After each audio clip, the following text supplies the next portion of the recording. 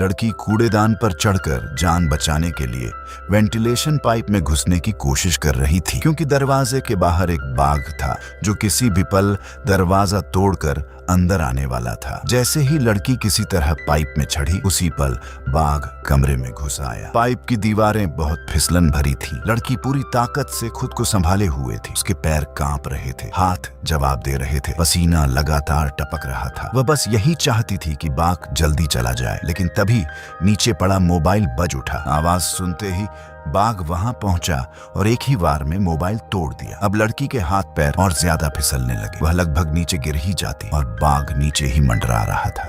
तभी उसके पसीने की एक बूंद नीचे गिर गई। आवाज बहुत हल्की थी। बाघ ने जमीन को सूंघा। उसे इंसानी गंध मिल गई। उसने ऊपर पाइप की ओर देखा। लड़की डर से सांस तक रोक चुकी थी। अचानक बाघ जैसे चला गया। लड़की ने राहत की सांस ली ही थी कि बाघ अचानक पलटा और पंजा ऊपर मार दिया। उसके नुकीले पंजे लड़की के पैरों से सिर्फ 0.1 मिलीमीटर दूर थे। डर के उस पल में लड़की में अजीब सी ताकत आ गई। वह पूरी जान लगाकर ऊपर चढ़ी और आखिरकार पाइप के ऊपर पहुंच गई। बाघ निराश होकर चला गया। पाइप से बाहर निकलते ही लड़की ने देखा उसका छोटा भाई वहीं था। अब उसे भाई को लेकर भागना था, लेकिन बाघ फिर दरवाजा तोड़ने लगा। दोनों बिस्तर के नीचे छिप गए।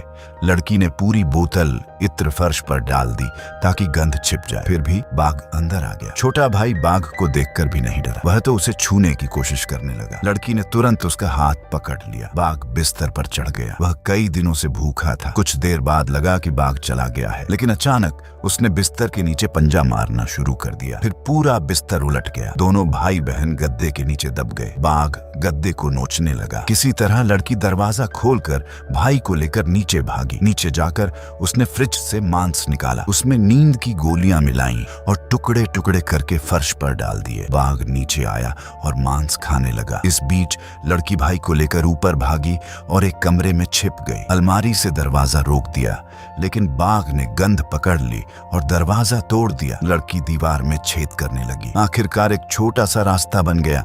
पहले उसने भाई को बाहर निकाला, फिर खुद भी निकल गई। बाघ पीछे पहुंचा, लेकिन छेद छोटा था। लड़की ने लोहे की रॉड से उस पर वार किया और फिर भाग गई। सुबह हो चुकी थी। कमरे में उसे गोलियों का डिब्बा मिला।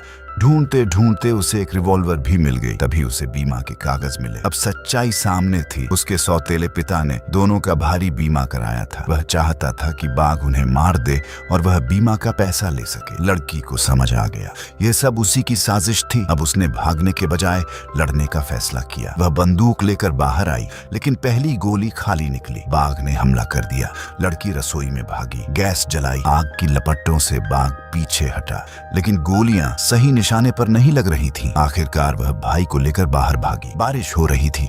वह कार तक पहुंची, लेकिन उसे याद आया कि भाई पीछे है। वह वापस लौटी। आग से डराने के लिए उसने एक मशाल बनाई। बाघ फिर सामने आ गया। आखिरी गोली भी बस उसे हल्का सा छू पाई। बाघ गुस्से में था, धीरे धीरे आगे बढ़ रहा था। लड़की भाई को लेकर पीछे हटती गई। आखिरकार दोनों फ्रिज के अंदर छिप गए। बाघ बाहर से टक्कर मारता रहा, लेकिन फ्रिज नहीं खोल पाया। घंटों बीत गए। आखिरकार सब शांत हो गया। लड़की बाहर निकली, तभी दरवाजे पर आवाज आई। सौतेला पिता बंदूक लेकर वापस आया था सब खत्म करने, लेकिन जैसे ही उसने दोनों को जिंदा देखा, वह हैरान रह गया। तभी बाघ अचानक उस पर टूट पड़ा। इस अफरा तफरी में लड़की भाई को लेकर घर से बाहर भाग गई। उस दिन के बाद दोनों भाई बहन ने एक दूसरे का सहारा बनकर नई जिंदगी शुरू की।